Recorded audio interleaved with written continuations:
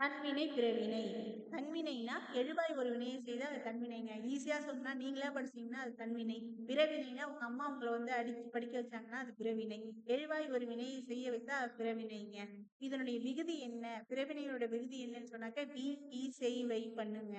அடுத்து நம்ம பார்க்க போறது செய்வினை, செயற்பாட்டு வினைங்க.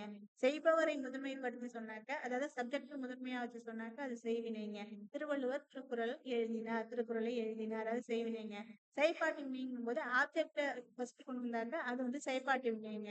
செயல்படு பொருள், அதாவது செயல்படு பொருளை முதன்மையாக கொடுத்த வினை செயற்பாட்டு வினை. இதோட கீவேர்ட்ஸ் வந்து ஆட்பட்டதுங்க.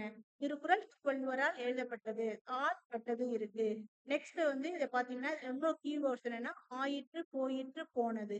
வீடு கட்டியாயிற்று, ஓவியம் குமரனால் வரையப்பட்டது. வீடு கட்டியாயிற்றுல ஆயிற்று, ஓவியம் குமரனால் வரையப்பட்டதுல ஆள் பட்டது இருக்கு. இவ்வளவுதாங்க செய்வினை, செயற்பாட்டு வினை, தன்வினை, பிறவினை.